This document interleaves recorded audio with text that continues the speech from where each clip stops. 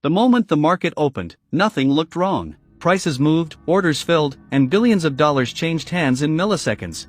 But buried inside that flow, beneath layers of algorithms, routing systems, and high-frequency execution, something had already broken. Not visibly, not loudly, but structurally. By the time anyone noticed, it wasn't a glitch. It was a vulnerability. And one individual had figured out how to exploit it before anyone else even realized it existed. To understand how a single actor could hack something as vast and regulated as the stock market, you have to abandon the popular misconception that markets are centralized, unified systems. They are not. What we call the stock market is actually a fragmented network of exchanges, dark pools, broker-dealers, and execution engines, all operating under different rules but connected through speed. This fragmentation is not a flaw by accident. It is a feature by design, intended to increase liquidity and competition. But with fragmentation comes complexity, and with complexity comes asymmetry, gaps in knowledge, timing, and control. Most participants believe that when they place an order, it is executed fairly and efficiently at the best available price. That belief is reinforced by regulatory language like best execution and by the apparent transparency of price feeds. But what they misunderstand is that the system prioritizes speed over visibility. Orders do not travel in a straight line,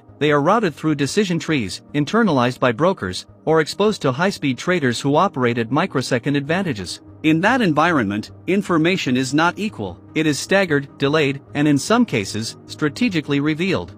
The hidden system here is not a secret database or a locked server waiting to be breached. It is the architecture of modern electronic trading itself. High-frequency trading firms invest millions into reducing latency, placing servers physically closer to exchange data centers, optimizing code to shave off nanoseconds, and purchasing premium data feeds that arrive faster than public ones. These advantages are legal, disclosed in fragments, and normalized within the industry. But they create a two-tiered market, one where a small group sees and reacts first, and another where everyone else follows. The individual at the center of this story did not break into the market through force. There was no firewall breached, no encryption cracked. Instead, the entry point was behavioral. By studying how orders were routed, how delays occurred between exchanges, and how algorithms responded to partial information, he identified patterns, predictable, repeatable inefficiencies embedded within the system's design. These inefficiencies were not visible to regulators in real time, nor to institutional investors relying on aggregated data. But at the microstructural level, they formed a map. Evidence of these vulnerabilities has existed in academic research and regulatory reports for years. Studies on latency arbitrage, for instance, have demonstrated how price discrepancies can persist across exchanges for fractions of a second, long enough for a fast actor to buy low in one venue and sell high in another. Similarly, reports on order anticipation strategies have shown how large incoming trades can be detected and exploited before they fully execute. These are not theoretical risks, they are documented behaviors observed in live markets.